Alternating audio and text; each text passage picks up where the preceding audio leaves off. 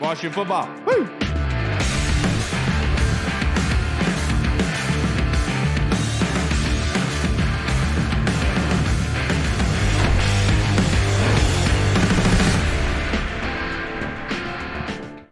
Hello, everybody, and welcome to the Burgundy Zone. I am your host, Kyle, and I'm joined by my two co-hosts, Michael Hall and Michael Reed. The Burgundy Zone is a part of the Frederick Podcast Network. You can find out more by going to www.listenfrederick.com. And we are rejoined by friend of the podcast, Mr. Pete Medhurst. How are you doing on this Monday evening? It's a beautiful day, isn't it?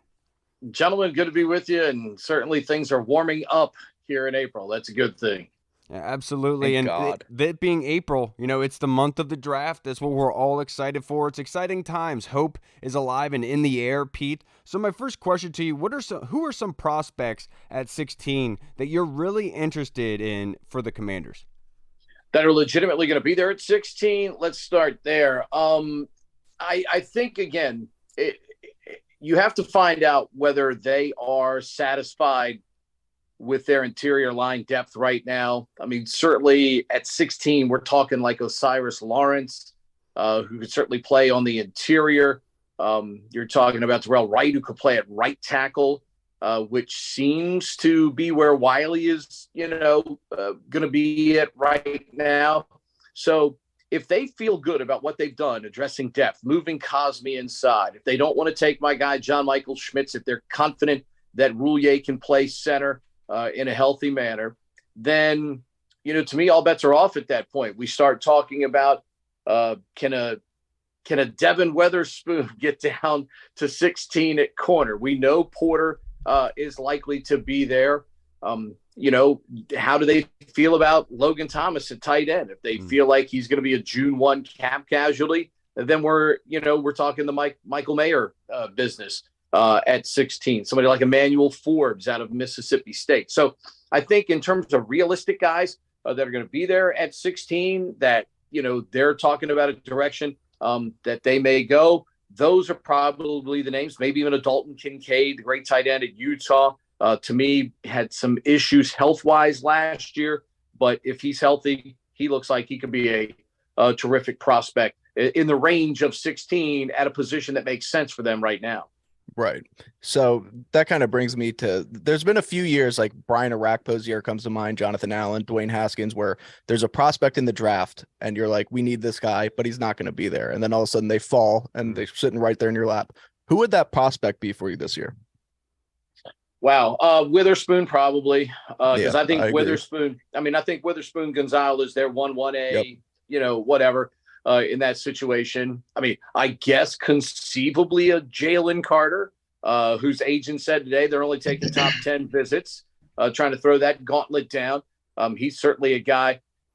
One name to sort of keep an eye on here, and only they know how they feel about Chase Young and May 1st and that deadline. They're going to have to make a selection before that. Maybe a Miles Murphy out of Clemson, a rush end, someone that I think has ability to go a little bit higher, but because of a run on corner, quarterback, offensive line, could be a guy that slips down the draft board a little bit.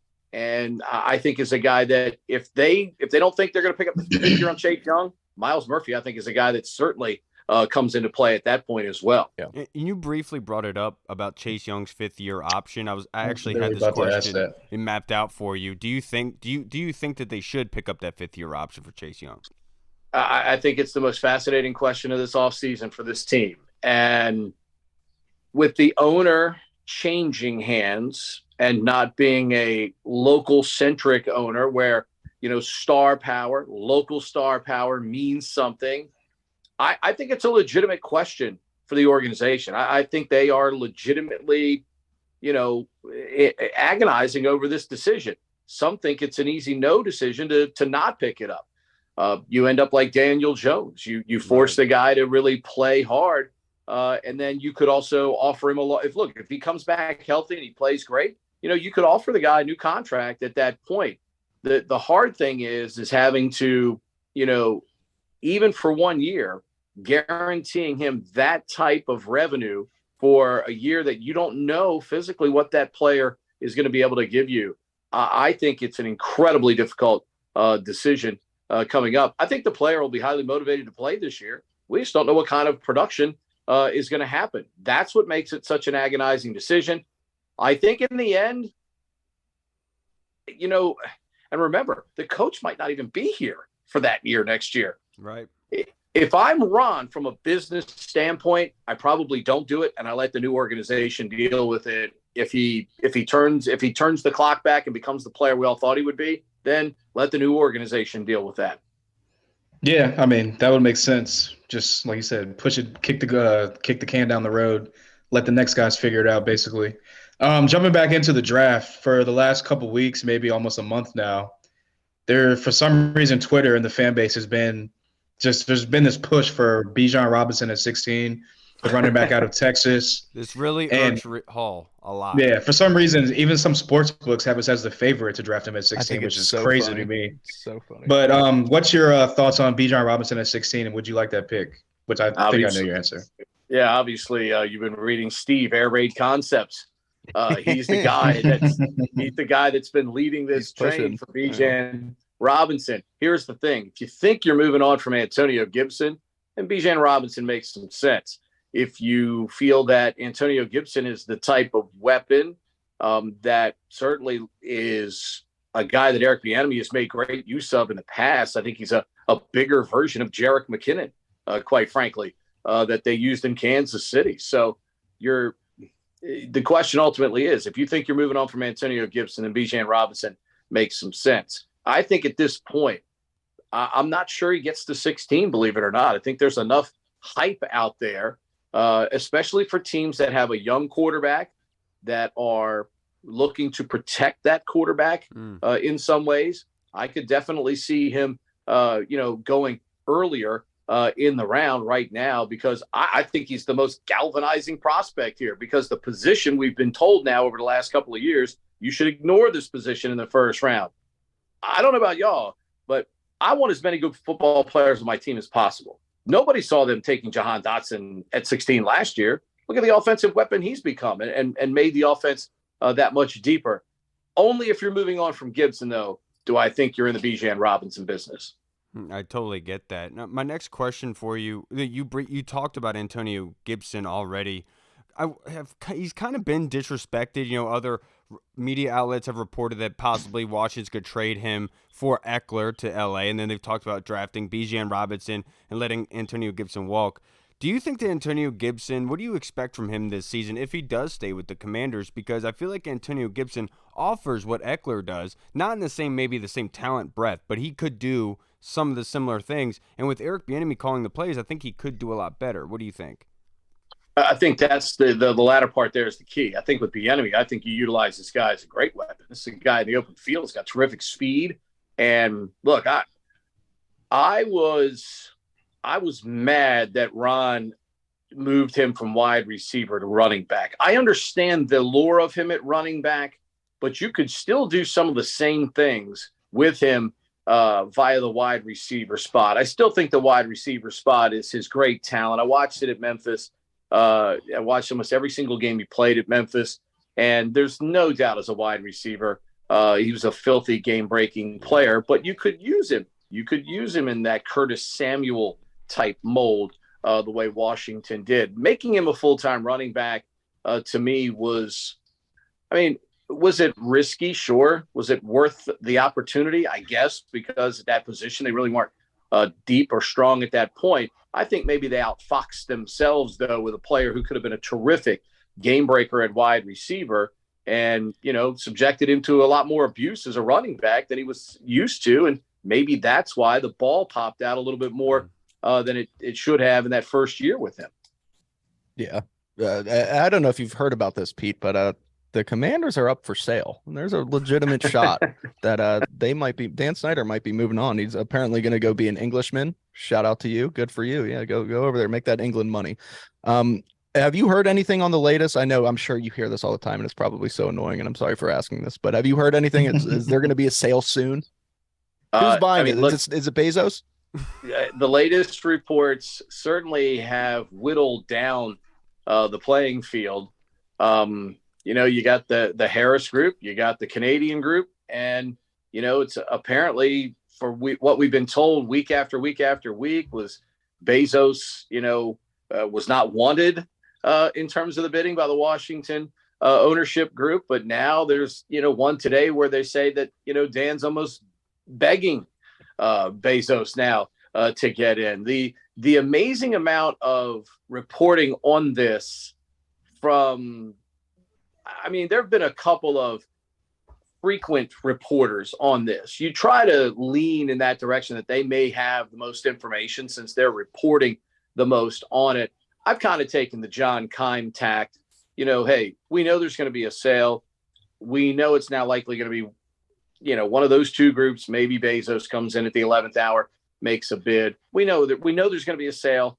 He's not going to be the owner likely by the start of football season, but it's just a matter of when they want to settle on where they think this thing has peaked in terms of the bidding. So I think that's the way you have to look at it, because if you look at it any other way, you're going to get very frustrated, like a lot of the other people that try to report on it. Yeah. And, outside of a couple of people here, nobody seems to really have any, reliable, consistent information in terms of this outside of maybe AJ Perez and, the guy from the New York Times. So, wake me when it happens, man. When it happens, we all celebrate. We pop some corks, we eat some food, and we pray that September brings a better football season. I think it's so funny real fast. I forget the dude's name, but on Twitter, he's apparently good friends with Dan Snyder, and he keeps tweeting out like every day. He's like, apparently Snyder will accept a bid from Jeff Bezos. I don't know. He's like trying to bait him into it. Yeah, I think that's the New York Times guy that has the relationship. Is it? Okay, yeah, it's so funny. Yeah. I think it's Gasparino. So funny. Yeah, right. Gasparino. Right. Yeah. Charles Gasparino. So, guy's a character. Jeff, we're waiting for a bid, okay? Yeah. It's like the price is right. Either bid, $1,001 or bid $1. Let's get this over with, so we can move on with the business of football. And look, I think that's the thing that we really don't think about enough. Ron and the others that are running this organization right now, because of so much uncertainty, they really can't pursue, people in a 100% full-on capacity here in the off season like you would if you had ownership that said, hey, go do exactly what you need to do. We don't care what the price is, be active, be aggressive, go get it. But Ron really is not dealing with that. So it does hamstring them a little bit here in terms of how they do their business here in the off season. Yeah, 100% agree. Like you said, definitely frustrating. Just wake me up whenever the ink dries on the contract so we can just move on. But moving on to more football things, obviously. The Commanders only have about $3 million left in cap space, and I think they need about like $8 or $9 million to sign their draft picks or somewhere around there. So what do you think is next for the Commanders as far as like who could be a surprise cut? Because they're going to have to obviously maybe restructure some guys or cut some guys or get the number up a little bit to sign their rookies. Yeah, I guess the obvious one people continue to talk about is somebody like Logan Thomas, just because of the price right now. And I think the surprising depth you have in that room, I think they like Armani Rogers a lot more than people are giving them credit for on the surface. We know they like Cole Turner and John Bates. So from that standpoint, the depth in that room might be better than you think. And just from a financial standpoint, maybe it's a case of they release him, and then at some point, if he hasn't really signed somewhere else, and they want to circle back with him for a smaller price, I guess that's something certainly you could do there. If you look along the offensive line, maybe a surprise move there, maybe a Roulier somewhere like that could be a possibility. Just again because availability. All of a sudden the guy kind of like the unsung hero of the offensive line, and then for 2 straight years now haven't been able to finish the season for you. So I think those are obvious names just based on what they make. And the kind of savings that you could potentially get on the cap financially, the numbers seem to make sense with those players. But, you hate to see those guys get cut at all. But we know, unfortunately, this is a business, unlike other sports where you can seemingly, usurp the cap by millions and millions of dollars and just pay a luxury tax, or like in baseball where, there is no salary cap. There's a luxury tax, but that's it. I think people forget when this team was at its best, there was no salary cap in the sport. Jack Kent Cooke gave Bobby Beathard and Joe Gibbs an open checkbook. The only requirement was Just make sure it works. Yeah, absolutely love that. Absolutely do. But now to wrap this up, Pete, I only have a couple more questions for you. But let's just looking at it from a general standpoint. In the top 3 rounds of this NFL draft, what positions can Washington not leave those 3 rounds without getting a draft pick in that position? Fabulous question. I think in a perfect world, they go best player available in the first round. You hope that maybe is an offensive lineman at that point. I'd love to see them go Edwards of Arkansas, Campbell of Iowa in the second round if one of those guys is there at the linebacker spot. I just think you need more depth there, more competitive depth at that position. I know they like Barton. Barton, his first half of the season was a disaster in Seattle last year. His second half was much better. So if you feel strong that the player you saw in the second half of last year was the player you're getting, you feel good about that, but there's also a reason why they signed a guy to a 1-year deal. So at that point, Edwards, Campbell, in my opinion, become people I would like to see them go after in a situation like that, because the depth at offensive line, the depth at linebacker is just something that seems to be glaring, at least in my mind right now, because you have a lot of hope on the offensive line. You don't have a lot of sure things on the offensive line. You got Nick Gates coming back from 7 surgeries on a broken leg. You hope he's good. You hope he's strong. You hope he's fine. There's a lot of hope that Wiley is able to come in and do the job. But you don't know that for sure. And thus, to me, if you have a chance to get one of the better offensive linemen, I think you add those guys in the first round. My man, last question I have for you is kind of a 2-parter. But how important is it for Washington? Do you think they should draft a kicker and punt returner to add to this team? Joey's size jacked, so watch what you say. Yeah, I mean, look, I was a kicker in high school, so I'm all on board with kickers. But I just don't see how you can use draft capital on a player that you can find. I think if you do your homework, and if they want to call me when the draft is over, I'll get them 5-6 free agent kickers that we can bring in there to compete with Joey Sly. It's not really hard to find, I promise you. So from that standpoint, punt returner, again, that's a position that you can develop somewhere else, in my opinion. Here's the one thing Milne did. Milne caught the ball. Yeah. And that's the most important thing on a punt. Just catch the ball. I don't need you to be Superman, but I do need you to catch the ball. So from that standpoint, he's incredibly reliable. I think what happens is we see 1 or 2 guys around the league return a kick, and then all of a sudden we go, hey, man, our guy doesn't do that. But if you really look at it in the grand scheme of things, how many guys do return punts for a touchdown? Yep. You hear that, Hall? Yeah. All right. Thank you. My only argument against Milne, I know, it struck a nerve. My only argument against Milne is the offense has been so inept for the past couple of years. You kind of needed that game changer in that position to kind of flip the field, give him field position, kind of that boost the offense. But no, I mean, you're right. Like Milne is solid. Like he catches the ball. I think Pete would agree with you. It's just he gets to the sideline as fast as he can. On it. Sure. I mean, look. I mean, if in a perfect world, they would have held on to DeAndre Carter, who, by the way, moved again. Yeah. DeAndre Carter now with the Raiders, so he's already moved on to another location. Sure, we'd love to have a guy like that who you thought was a threat every time he caught the ball. That as long as he goes straight forward, you may have had a chance, because we know those types of plays definitely break games open.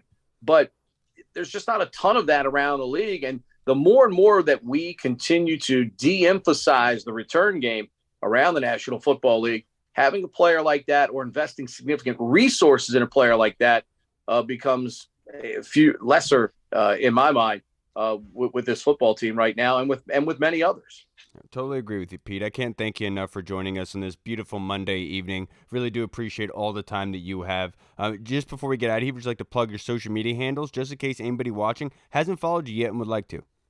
Yeah, sure. Real easy. I keep it simple. I'm at Pete Medhurst on Twitter, and the windows are always open. Any conversation, any sport, you'll get a response from me. I'm not a Twitter snob, so glad to talk football, glad to talk any sport with anybody, anytime. Absolutely. Thank you so much, P. You really are a gem. Appreciate you, brother. Best of luck. We'll get you on here soon. Kyle, Mike, appreciate you. Thank you, guys. Appreciate it. Have a good one. All right, everybody. We just spoke with the man, the voice of DC, Mr. Pete Medhurst. Yes, Love 'em. sir. Love them. Yes, and now we are going to get into our prospect breakdowns before we are joined by our next guest. But before we do our prospect breakdown, I just want to make a quick announcement to all of our guys out there. Kyle, we already know. We already know, and it's okay. We still accept you. We love you. On Thursday, You don't have to tell on us. Thursday, we are going to be doing our mock draft again. So you guys know that every week we'll be doing a mock draft where we'll have anybody that wants to. If you just have to let us know on Twitter through DM or find us on Facebook Messenger, whatever have you, or even email. If you want to let us know you want to make one of those selections in the first round mock, we're going to mock the entire first round. And if you want to make one of the selections in there, you got to make a video of you making the selection. We'll tell you who's been taken up until that point. You make a quick 30-second video, submit it to us, and we'll include it in the show leading up into the draft. So we'll be starting our mock drafts on Thursday. But that being said, let's do our prospect breakdowns, baby. Hall, I know you've been itching. I know you missed on Thursday, and it's okay. But we just want to ask you, who's your prospect breakdown? Because you've been waiting for this one. Yeah, Comfortable. I got Clark Phillips III, cornerback from Utah. Utah Utes, that is 5'9", 184 pounds. Ran a 4.5 140. There's thoughts out there he can be a solid nickel corner, like down the line, not down the line, but like he can develop as like a kind of like a rotational guy in the beginning of his career, but eventually his ceiling is a solid nickel corner. Some of his attributes are he's a student of the game. He's developed a great feel for QB drops and reading the QB's eyes. He takes aggressive angles to get takeaways. That's like when he's playing at his best. He had 9 interceptions, 4 ran back for touchdowns in his career at Utah. So he's a ball hawk and he likes to get into the end zone, which obviously is a good thing at the next level. He plays a bold brand of football, meaning obviously like he's not not one to back down from a challenge. If you want to put him on your number one receiver, he's going to put 100%, 110% effort into locking down that number one receiver. Some of his, his flaws are he's kind of tight-hipped. He gives up a little bit of separation at the top of routes. He has kind of short limbs. He has T-Rex arms, so kind of limits him on the 50-50 balls. But again, he's a guy that he's a guy that is going to give his all and like give 100% effort no matter what. But just those 50-50 balls is kind of where they get him at. He allows separation in zone on shallow crosses, and he gets a little bit physical, a little handsy downfield. But again, that can kind of get teached out of you at the next level if your coach is right. Yeah, so exactly. As the college, you're allowed to like kind of touch touch the guy downfield a little bit more. So, but that can get coached out Especially of him. at Penn State. Right. Oh, no. What, we can't call out those sickos? Come on. No, dude. But yeah, all in all, I think he's a day 2, maybe early day 3 pick. And like I said, his ceiling is I think that he'll develop into a solid nickel cornerback and in a passing league where the quick game is really like getting back into it and is really relevant. You need a solid cornerback that's going to be able to take away the quick game and those like kind of quick, twitchy receivers in the slot. Yeah, I could have swore you said he ran a 5.41. And I was like, wait a minute, as a cornerback. 4.51. About him, Hall did an awesome job breaking him down because that's like perfect on his game. Yeah, First of all, he did really good against Caleb Williams in the second game for sure. He baited him. The funny thing about him is he is a dog. The only problem is he's probably a Chihuahua. So like, that's what I'm saying. Like he's a guy that's going to come up in the run game and like get active in the run game. Mentality. It's just he's also the size and his tackling is kind of like with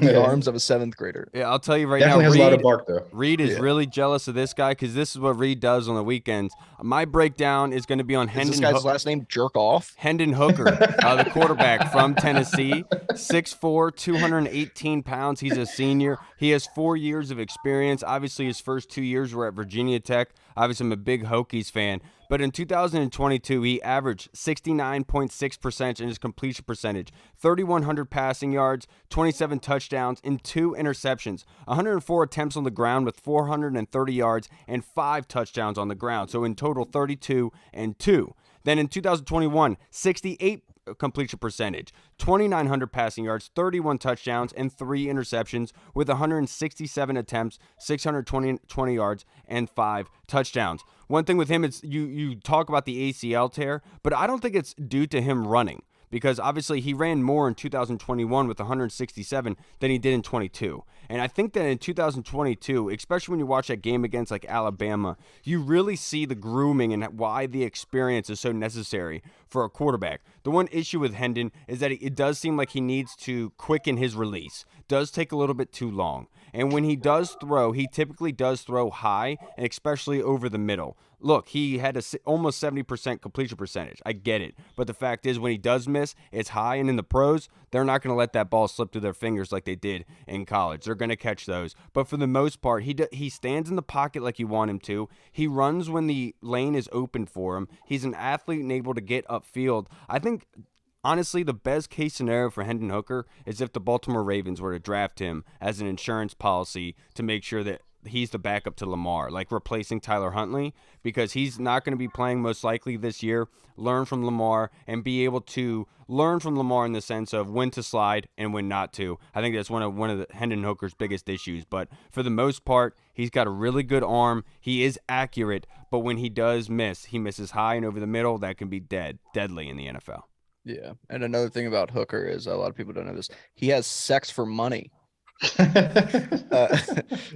I did a Darius Rush, the cornerback from South Carolina, teammate of Cam Smith, and I didn't know much about Darius Rush at first, and then he's kind of risen into a day 2 prospect, and that was because of a strong Senior Bowl. I mean, he had a really good Senior Bowl, then came out and lit it up at the combine. He measured 6'2", 198, ran a 4.36 40 with a 35-inch vertical. He's a former wide receiver, so he's still kind of getting used to playing cornerback, but he's done a very good job. He's done a very, very good job. So he does, you can tell he's a former wide receiver when there's a jump ball situation. He's really good at playing the ball, high pointing it when it's up in the air. It's less of a 50-50 ball. It's more of like I'm getting this ball. This is mine.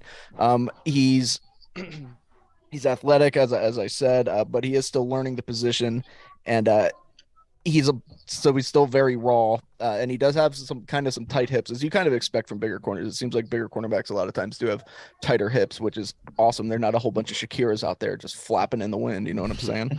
But also, I did see him get beat a few times on routes that had multiple breaks in them. It seemed like he kind of really struggled to catch up, but that's just something that'll come with experience. Learning to read a wide I think that also is due to when he's not able to have his hands on somebody. Like, over time, probably he does. He struggles. Yeah. Right. He does seem, I think a lot of his, like, does have some problems with releases. And I think that a lot of that is just like the way, like, not his hands. Yeah. But also like the way he turns and the way he runs. I don't know. It just looks kind of awkward to me. I don't know. But hey, look at me. I'm fat. I'm not an athlete. I can't judge these guys, but I do. So yeah, and I like the one thing with like Julius Brents, like with Deonte Banks in particular, like he's gotten a lot of run, right? But when you watch his film, like when he gets downfield, like you said, in those deep balls, he like loses track of guys. And it's when you look at that, you're like, okay, does a scout look at that and say, I can teach that, I can benefit and help him in order to be closer to make sure he doesn't lose control downfield?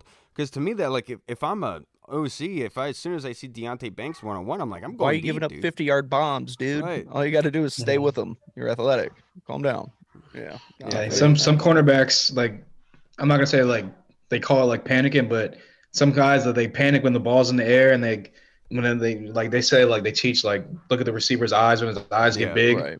Turn your head. But some guys panic and they're just like and next thing you know, they look up and the ball's over their head. And, it's exactly like for one instance against TCU, Quinston Johnson. I saw Deonte Banks. He was on him. Everything was fine, and then as soon as the deep ball, he turned around for the ball, and then so he loses the wide receiver inside, who catches the ball for a touchdown, and Deonte Banks is 15 yards away because he thought he was on the guy, and he looked up to the ball. And that's the crazy thing is, like, can that be taught is my kind of thing. But now, let's move on to our next question before we are joined by our next guest here any second. This is from the Colonel, guys. His question is, Kentucky quarterback Will Levis has allegedly been dropping down the draft board. If he fell to 16, would the Commanders pull the trigger, Hall? I think that they would entertain a trade from a team to trade up to try to get him. But I don't think it gets to 16. I think that if the Lamar Jackson is out of the Colts plans for the future, I think that Anthony Richardson or Will Levis, if they're there at 4, I think that that's going to be their pick. And obviously they're in a quarterback needy. They're in a rebuild right now as far as a quarterback position. And if they can get a rookie in there on a rookie contract and kind of build the rest of the team out and develop that guy with a whole new coaching staff, new coach. Who's the coach from the Eagles is their head coach, right? Steichen. Yeah, he's the Colts. Yeah, so that would make sense for Anthony Richardson there. He's a guy that obviously worked with Jalen Hurts and knows how to use that running quarterback game, the quarterback power game. And Will Levis as well. He's athletic enough to kind of get out in space and kind of use that quarterback read option to his advantage as well. So I could definitely see the Colts snatching up Will Levis if he's there at 4. But I mean, hey, like I said, if he somehow drops 16 for whatever reason, I could definitely I can see the Commanders entertaining a trade back. I don't think they would take him at 16 just from all the offseason talk has been there all in on Sam Howell. Yeah, I'll be honest, Colonel. I haven't watched Will Levis yet. Honestly, Hendon Hooker was the one I really have gone throughout time and actually taken time out to do it. I know the coach has said that quarterback is not out of the possibility in the draft. Obviously at 16 as well. I don't believe him. That's why I'm just not watching quarterbacks, to be perfectly honest with you. So I'm not wasting my time. I don't think that they should. I don't think that he's warrant of the kind of talent that is there, because you need the help on the offensive line. You need the help in the cornerback room or the linebackers or tight ends. And there's plentiful in that area in that capacity. But if Will Levis did fall to 16, let's just say, I think Hall was right. You try to see if there's anybody willing to trade back, but most likely there won't be. All right, so let's just let's hope to trade back. But if not, we got to be ready to go in other avenues, because I just don't feel, because in my opinion, the first rounder should be somebody coming in and helping right away and doing a great job at it like Jahan did last season. And I don't think you'd be getting that with Will Levis at 16. Yeah. So I like Will Levis. I do. And it's a white thing. I get it. No, 100%. Yeah, for sure. And he likes his muscles. We get it, dude. Yeah, Will Levis is jacked, man. We get it, and, Cracker. We get it. Yeah. Hey, I am what I eat, Kyle. I guess that also makes me an ass. But I like Will Levis. Look, I'll be the first to admit his tape from this past year isn't that good, and a lot of it apparently he was playing hurt. He did lose a lot of people, but still he makes some decisions, and he does put. Sometimes when he puts air under the ball, it is a little awkward, but I do like him. I think he's got all the talent in the world, and I think that if you think that he can be the guy, then I wouldn't be opposed to it. But I wouldn't buy into a lot of those rumors. Apparently, I just read something earlier today that was saying that the Colts apparently really, really like Levis at 4. It is smokescreen season, so take that with a grain of salt. Who knows? But I'd be all right with it. You know, if they think he's the guy, because I do trust them when it comes to the scouting talent. If they think he's the guy, then go for it, because they've been hitting with their first rounders and a lot of their draft picks. But I think the best scenario would be if he's there, you do try to trade back and garner some more picks and get somebody who can help you immediately. Yeah, I think that everyone would agree with that, to be honest. Now, this next question is from Scoot on Twitter. Thank you, Scoot. If Sam Howell turns out how we want, and we have a top 8 defense, how much an improvement can EB's offense take this team with the skill players that they have? Ooh, they can take them very far. If Sam Howell turns into what we think and what he has the potential to be in this offense, we know EB is a very good when it comes to offense and tailoring it to his players, not trying to make players fit into his system. Not very good at radio, though. Yeah, right. Yeah, no, terrible at radio. Yeah, no, they're a bunch of junkies. They're a bunch of heroin I'll addicts. take. They've been doing it for 30 years. Obviously, they're very good. That's true. Yeah, they've been doing it for 30 years. Still don't know when to stop talking. But they, I think the sky's the limit. If Sam Howell comes out and he's like the franchise quarterback in this offense with the top 8 defense, sky's the limit for the Commanders, man. They have so much talent. They can be so good. So that would be best case scenario, obviously. But sky's the limit, man. I don't remember the question, but hell yeah. Can EB's offense how much an improvement can EB's offense take this team with the skill players that they have? I think it is a lot. And I've talked about it before. I did feel like Scott Turner was very, not nervous, but I would say timid in the way that he called plays, where Eric Bieniemy is much more running through the brick wall just to be able to get on the other side. And that's kind of the identity this team has needed. And to be honest, when you look at the kind of attitude, tenacity, the kind of violence that comes from this team and the identity. It's more so on the defense. It's not on the offense. And so Eric Bieniemy bringing that to this offense, to guys like Terry McLaurin, Jahan Dotson, to Brian Robinson, who's a sledgehammer, Antonio Gibson, this offensive line, that's going to be monumental for them just in their expectations on what they need to look like on every play. Instead of just getting your job done, it's like, okay, let's see you throw that guy's face into the dirt. You know what I'm saying? And that can go miles, in my personal opinion. Not even talking about the X's and O's, the attention to detail, the fact that he has the experience of Andy Reid's offense. Being able to bring those good things into it, I think has a lot to do with what's going on here, and I think it's going to change. I think it's more important. EB coming here was more an improvement in progress for the offense than any first-round draft pick could in this draft, in my personal opinion. Yeah, I think that I could say that the sky's the limit. I was like, probably because the NFC is so weak right now, and like we all know that since it's been like since 2004 or something like that, that there hasn't been a repeat winner in the division. It was the Eagles last time to do it back with Andy Reid.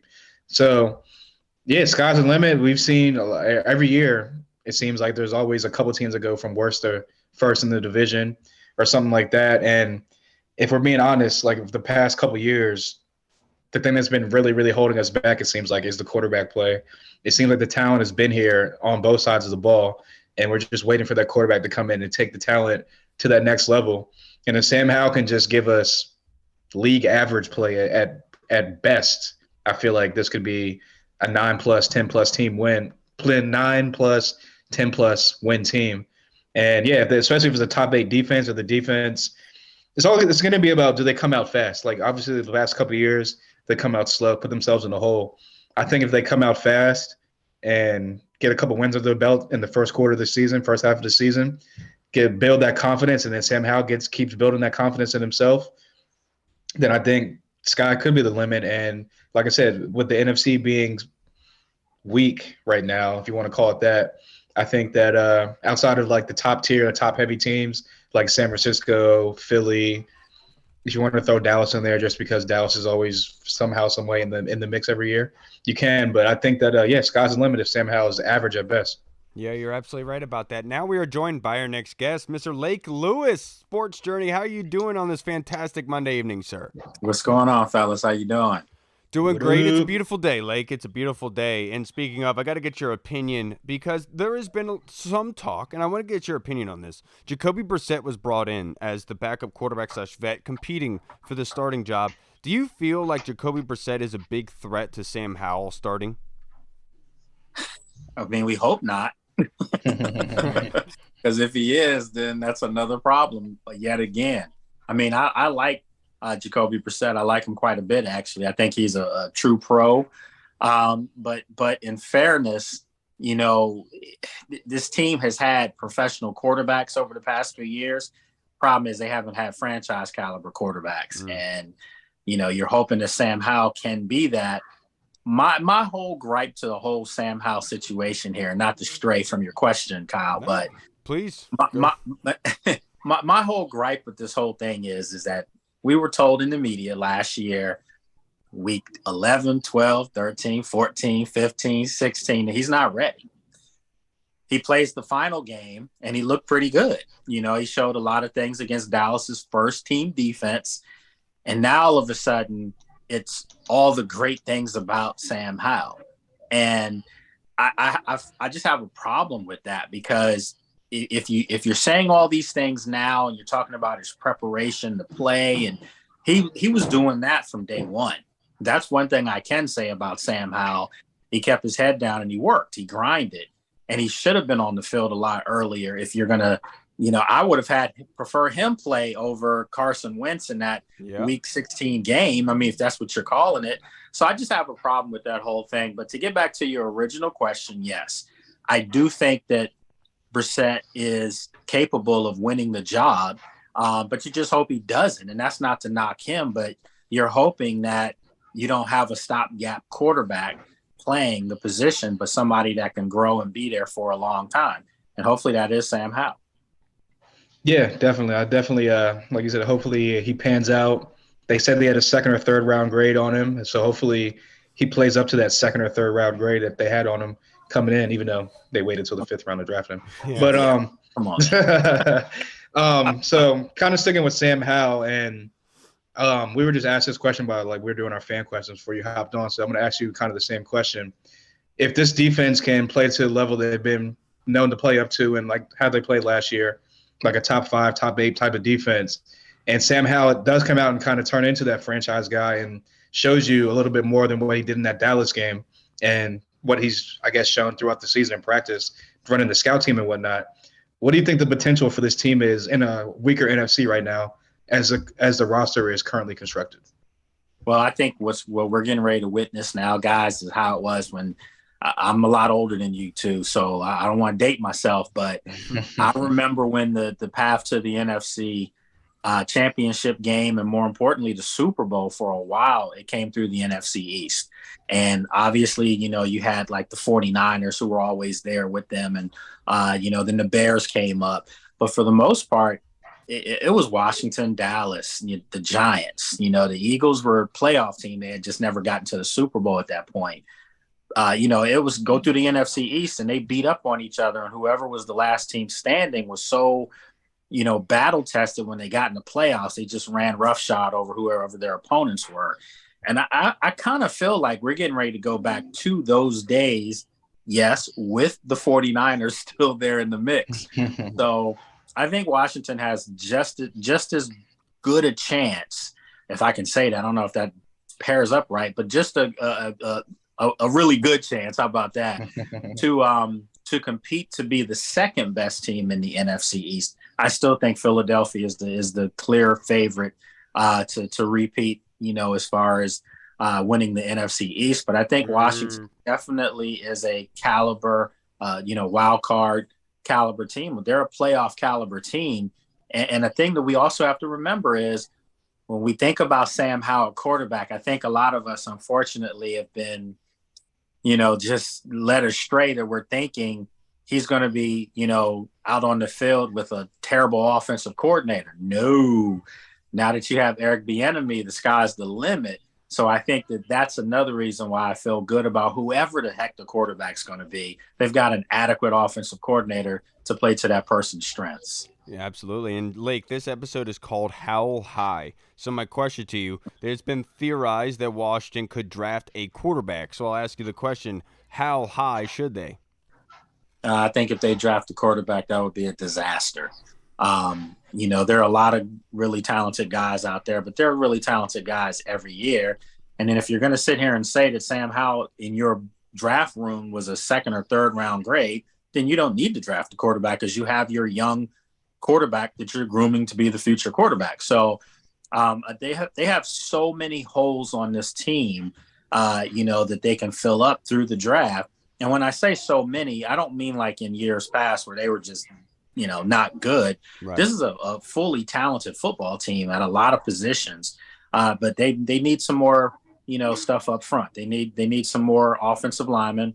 I know people keep talking about a corner. I think you can make do if you had to with what you have in the secondary right now. I'm a big Benji St. Juice fan, and I'm a big Danny Johnson fan. And then, of course, Kendall Fuller's there. He finished strong last year. So, they could probably get some depth there at corner, and maybe if they can draft one high enough, Christian Gonzalez, Joey Porter, if one of those guys is there, you can draft him, and you have another starter penciled in opposite Benji St. Juice. But also, come on, man, the elephant in the room is the linebackers. I know Jamin Davis played really well last year. I'm sold that he's going to be a difference maker, but they need 2 more next to him. And I'm sorry, I'm not knocking Mayo and whoever else they're going to put in there, but I Hudson, I just feel like they need some frontline linebackers to go with Jamin Davis. So no, don't draft a quarterback high at all. Oh, yeah, one reader. Oh, I just came back. I don't know what we're talking about. Okay, it's all good.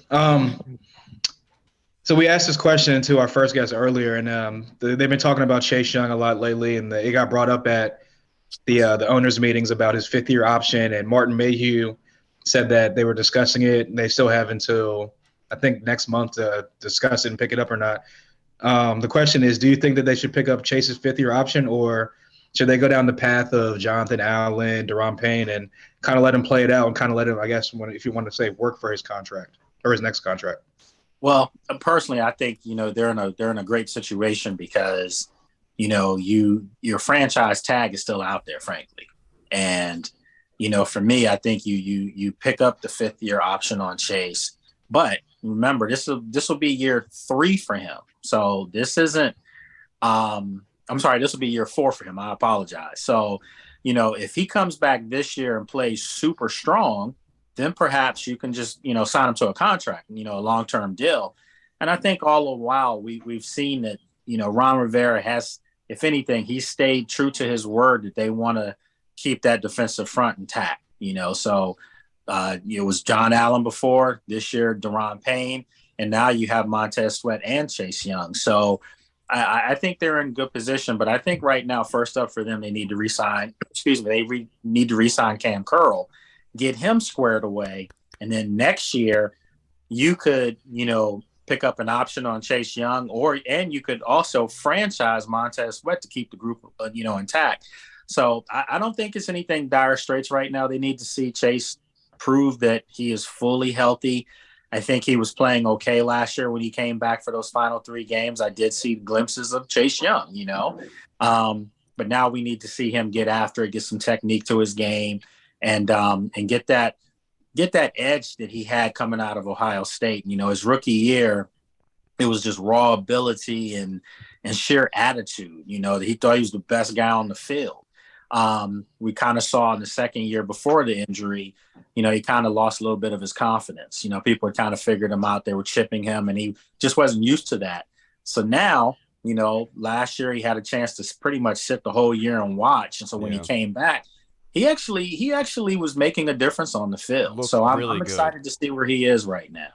Yeah, absolutely agree with you. Like, now to wrap this up, I only have a couple more questions for you, but should Washington have should they be looking into bringing in a fullback? Because at Kansas City, Eric Bieniemy, they did have a fullback there. Do you think it would be smart to bring in a fullback, or do you think that we already have somebody on the roster that is capable of being a fullback? I mean, do fullbacks even exist anymore? Yeah. Yeah, I mean, Kansas City did run a lot of packages with that. But the thing is that their fullbacks could catch the ball at the backfield. Yeah. They were versatile. And I think Washington does have some things, some pieces that they can work with. I think Jonathan Williams, I really do. He reminds me of the rookie from Kansas City last year, ironically. Is it Pacheco or whatever? I mean, yeah. They literally look very similar and they run hard. So I think in this offense, you may see more of a John Bates type, be an H-back type, in the offense. So, yeah, I mean, that's a great question, but I don't think that's something that they would do early. I mean, maybe in the 6th or 7th if there's, of course, frontline fullback from a school. Yeah, why not, take a flyer on them? I would. Absolutely agree with you there. Now, my next question that I have for you, I know that the draft hasn't happened yet. But I think it's the elephant in the room here. Is it just the future of this football team, this being year 4 of Ron Rivera's tenure here? What would make a successful season for Washington? What is the bare minimum? They've got to make the playoffs. I mean, that's the bare minimum. Just making the playoffs? Yeah, I mean, because you have to think last year they missed the playoffs when they should have been in the playoffs. That's true. So the progression is you make the playoffs this year. You didn't do that last year. The other thing is you got to win more than 8 games, So, 7 wins for 2 years, then 8 wins last year. Was it 8 or 9 wins last year? 8 wins. It was 8, 8-1. 8-1, yeah. Exactly. 8 wins. So you've got to win more than that, and I think if you can win 9 or 10 games specifically, 10 is the magic number, I think, that gets you in the playoffs. Man, we would be so happy to see that. Yeah. But I'm going to be honest with you guys. I would be highly disappointed if they didn't win 10 games. And I know they have a new quarterback and all, but if you go back to the past few years, especially last year, they left 3 games on the field because terrible situational Vikings, football. Titans. Yeah, the game call, it was terrible. Those are 3 games that the 4 of us could come together and we win the game because we would know how to run the clock. So, and I truly do believe that, by the way. So, those are 3 wins. That's 11 last year if they do what they're supposed to do. And then you have the tie on top of that. Yeah. So this is a football team that has the potential. If Ron gets out the way, pretty much, and lets Eric Bieniemy run the show on offense, this team's good for 2-3 more wins just because of that man coming from Kansas City. Absolutely love it. Last question for you. It's going to be very brief. Do you expect Cam Curl to get an extension this offseason? I do. I do. I mean, I know they're working for that. And, the fact that they got Daron Payne taken care of means now the focus can be on Cam Curl. And it's just the way you go about doing the business. If you get him taken care of, now next year it's Montez, it's Chase. You can get things done because you have to remember Benji St. Juice and Butler and all these guys in the secondary, they're still playing on rookie contracts. So now you have some time. Dotson playing on a rookie contract. Now you can decide what you're going to do with Curtis Samuel if he has a nice rebound season. So, yeah, man, if they get Cam Curl squared away, then it's going to be some really nice things set up for Washington going forward. We're praying. From your mouth to God's action, brother. I can't thank you enough, Lake, for joining us. All right, brother. Have a good Never night. Heard that expression before? No, I just made it up because I'm all I'm all jacked up right now. Okay, it wasn't that bad. Let me be happy about Cam Curl. Okay, all right, I'm Lake. serious. It was good. I can't thank you enough, brother. It's a beautiful night. Go enjoy your time with your family as always. I can't wait for you to join us again in the future, brother. All right, guys. Good seeing you. Take care See now. you, Lake. Appreciate you, Lake. Cool. It makes you so happy to hear about Cam Curl, man. I really hope that Lake is Always correct in that. Yeah. I mean, look, everyone's been saying pay the man. everyone sees how the defense is without Cam, and they see how the defense is with Cam on the field. So it only makes sense for Ron Rivera to keep on doing what he's been doing and keeping our own guys here. Yep. Now let's move on to our fan questions. I just wanted to elaborate on Scoot's question from earlier. The one I did see people talking about the Sam Howell interception against the Cowboys. And look, I understand that, yes, that should be brought up more when you're talking about Sam Howell. He's a rookie playing in his first game, sitting all year. It's going to happen in the red zone. And, of course, you want that to be stopped. But you are glad that happened. The last thing you want to have happen is Sam Howell to come in and have a perfect game. That way he gets confidence built. He thinks that he's going to walk in, big D, be able to swing all over everybody like Reed on the weekends at a club. He's not going to happen in the NFL. So you want him to be able to make those mistakes, right? And that's what that red zone was. But the reason why that one throw gets put out and talked about is because rookie quarterbacks in the first game typically aren't making that kind of throw. And that's what kind of spoke to you a little bit, because it wasn't like Dallas played prevent. They were coming after Sam Howell, and they weren't sitting around thinking it was cool. They wanted that win, and Sam Howell actually did a very good job at it. But now this next question, Plus it's one throw. Right? Wahoo Dad on Twitter, Reed, what is your favorite Disney movie? What is my favorite Disney movie of all time? Easily The Lion King. If you go with any other answer, I don't trust you, because The Lion King is perfection. It is perfection. I would agree. It's Mine really is good. Mine's A Bug's Life. You would like is that even Disney? Yeah, Bug's Life is baller, bro. What you Is mean? it Pixar? I thought it was Pixar. it's the same thing. Oh yeah. What's the other one? Disney, Pixar, and what? Is it Marvel now?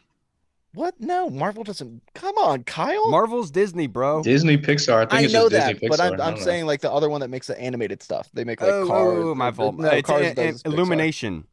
No, that's not it. Okay. It's Pixar. I know. There's Minions. Pixar. There's one It's more. Illumination, I'm gonna, bro. Is it? Yeah. I don't think that's right though. I don't know, but I'm going with Toy Story. Got to go with the OG Toy Story. Toy Story's good, dude. I literally cried during the third Toy Story. I'm not even kidding. The third one's so sad. That's not surprising, Reed. It's not Dude, surprising. it's sad when like Woody and them, they got to say goodbye. They go to a new family. They almost die at one point. They almost get incinerated.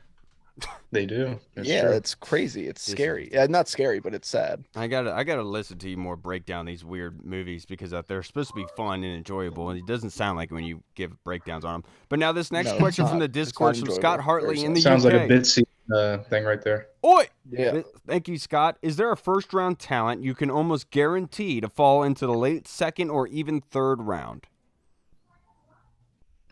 I would say a guy that Pete Medhurst mentioned in the beginning of talking about a guy from on the interior from Florida, Osiris Torrance. I think Torrance, yeah. I think that obviously with him being an interior lineman, that's a position of need for a couple teams, including Washington. But with the run on quarterbacks, cornerback depth, and just overall just team needs, I think that he might slip down to the early second round. Yeah, Scott, if you would have asked me this a month ago, I would have told you Darnell Wright, DeJuan Jones, but things change. People see more, and I've always believed that they were the best tackles in this draft, and so I'm glad that they're coming up there. But if I were to say anybody that could fall in that third to fourth that does have that capability, I would say somebody like Zay Flowers from Boston College, the wide receiver, just because he had a bad year, but he also showed the capability of having that first-round talent, and maybe he goes to a situation that benefits him and is able to get that kind of production. So if I'm going to pick anyone, I would say probably like somebody like Zay Flowers. What was the question again? Old mom was talking to me. Is there a first-round talent that you could almost guarantee to fall into late second or even third round?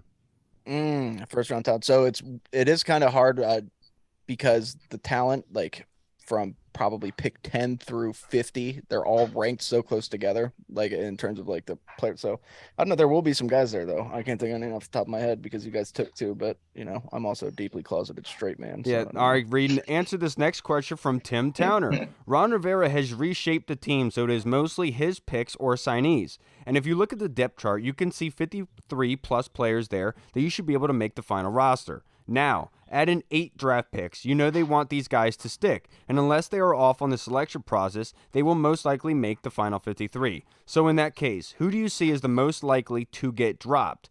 Note that Rouillet and Norwell were part of the current 53, and I think we can safely assume they might be on the list. Yeah, and then you also got to look at obviously Logan Thomas, but then there some other guys. I mean, like Dax Milne. If somebody comes in and takes that punt returner job, he doesn't really offer too much outside of that. Yeah, I don't know. That's tough. I got to really look at the roster, but also some of these guys on the defensive line. I mean, getting back Fedarian Mathis is going to be huge because that right there's 4 defensive tackles, and you're going to keep all them. So I don't know, man.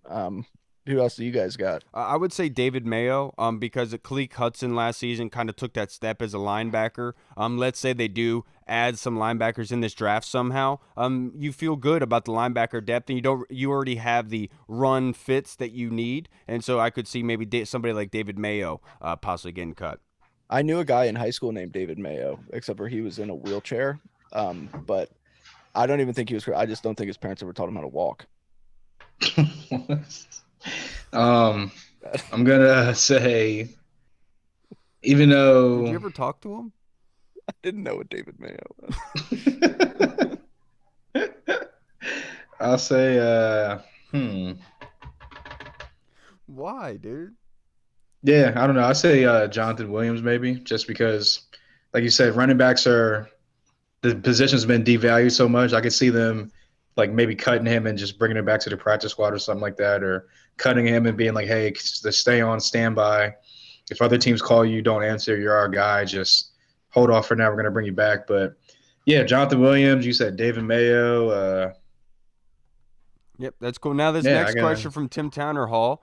I see lying season has started with a headline that says Bill Belichick will be made head coach after Snyder's sales team. What headline can you come up with that will top that? Like Washington trades for DeAndre Hopkins or Washington signs Bobby Wagner? Washington trades for Lamar Jackson is something I could see, but it's not going to happen. Washington hires Daniel Kelly as lead scout. Okay, that's genius. So yeah, no, that's actually smart. And he brings Tim Tebow along with him as his quarterback. Yep, no punters. Trustway's gone after that. No punter. Trustway's gone. Yeah. Mark Tyler's hired as head coach. That's one I can see. Why are you guys steal my bit? Now, Tim's next question. April's lying season in the NFL. Last year, we ended up taking Dotson, which surprised many, including me. Prognosticate another surprising first-round selection for us in 23. I guess Emmanuel Forbes would be one still technically, just because when you look at the corners, I like Emmanuel Forbes a lot, and he would be at a position of need. I do think he could end up being very good, but like he's not a Joey Porter, he's not a Christian Gonzalez or Devin Witherspoon, so I could see him maybe sliding in there kind of like Jahan did. Yeah, I agree with you there. Somebody I guess you could say that would be a surprise that you're trying to put in the same realm as Jahan, right? Where people are projecting him to be a second rounder, but they were serviceable for us, even though people are going to talk crap about it. I'll say DeJuan Jones.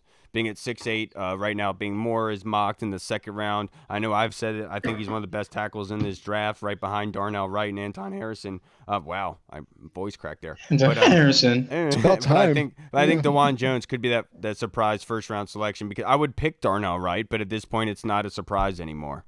Yeah, because everybody's chalking your shit, dog. Nah, man. I would say I'd say Hendon Hooker, just because like going into the process before the season, it was going to be another one of those drafts. The 2018 draft with Baker, Lamar Jackson, like the 5 quarterbacks going off the board in the first round. He gets injured, and then some people looked at him as a day 2 pick already, but I think people had him locked into a day 2 pick as soon as he tore his ACL. But then you hear the buzz around Hendon Hooker now that Seattle's heavy looking at him later off in the round. The Saints as well, the Minnesota Vikings, because Kirk's on a 1-year deal. Deshaun Watson really wants the Hooker. Yeah. So yeah, I would be surprised, especially with them like I said, propping up Sam Howell and boosting Sam Howell. Therapist. And Same just thing. Yeah, Hooker. Same thing. You put Hooker down. Same thing. Yeah. Please don't start that. too, We don't need Robert commenting on this again. All right, everybody. Let's do our last He question. unsubmed. Is from Andy Lockhart in the Discord chat server. Thank you, Andy. How we ever survive? Yeah, now we're not going to get that sweet YouTube money, dog. What Do the you fuck? think John Jingleheimer Michael Schmitz can play guard for a couple seasons at the start of his career before transitioning back to center? Yeah, I think he for sure. I think a lot of centers Reed's can. a great example. He transitioned for a couple years and came back. I transitioned for a few years, came right back. I still have the remnants of what was there in years past, if you know what I'm saying. Which is Lindsay would argue pretty that. cool. Yeah, no, very small. Just said very cool. Just kidding, it's huge, right? It's not.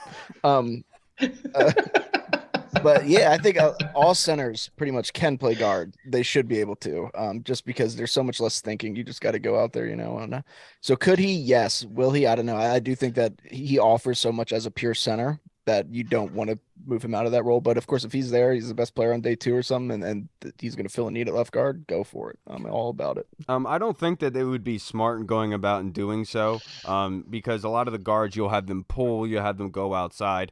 John Jingleheimer, Michael Schmitz didn't really do that, right? It's more like the prototypical just center lining guys up smart, and he's very good and technical in the way that he's doing his blocks and executing in that format. So he's very good in that structure. If you move him to guard, that's kind of taking him out of what he does well, being close, being able just to move bodies, right? And you're asking him to move. That might take him out of his comfort zone, and now you're using a high-value pick and taking him out of his comfort zone, which you don't want to do. We've seen that happen before. So no, I don't think it would be smart, but could he do it? Absolutely. Obviously, a lot of people could, but could he be effective and productive at it? I'm not really sure. I think that plugging him in at center is probably the best bet for any team. Yeah, I'm pretty much just echoing what y'all both said. Could he do it? Yes. I would rather just keep him at center. Obviously, centers are the guys that are making all the checks at the line. They're calling out the defensive fronts, calling out helping the quarterback out as far as pre-snap stuff. So if a guy like that has the mindset and the brains to be the brains of the offense, if you want to call it that, or especially the offensive line, I'd rather use him to his best advantage, which would be center, as opposed to at guard. But like you said, could he do it? Of course. He's definitely a multi-position player. Ron loves those I can't even think of the word now. Versatile. Yeah. Flex. Of course he does, because he's smart. All right, everybody, we will see you again on Thursday. Thank you so much for watching this episode with us. I really appreciate Reed for giving us this beautiful camera angle for the entire episode of him just chilling with his knee up. Guess why I did it. Wanted to. All right, everybody. That's going to wrap us up for this episode. We'll see you again on Thursday. I'm Kyle. I'm Hall. We talked about Penn State earlier, and did you guys know that the original plans for the Joe Paterno statue wasn't to be removed? Originally, they wanted to just turn it the other way, kind of like Joe Paterno did to all the stuff going on in his locker room. So stupid. All right, everybody. Joe We'll Paterno see you turned on the other way. Thursday. Washington football. Just Woo! look the other way. Hey, what's up, everybody? It's Kyle. I just wanted to say thank you so much for watching. And if you liked what you saw, make sure you hit the subscribe button and the notification bell. That way you get notified when anything new is uploaded to the channel. Also, we just launched the BurgundyZone.com. You can go there and find all of our latest news, articles, and the latest episodes that are uploaded. Again, we also have the Discord chat server, where all of our VIP folks are in, like Andy Burrows, Scott Hartley, Sergio Martin is in there as well. Don't miss out on the Discord chat server. Go and check that out. Until next time, everybody, Washington football. Woo!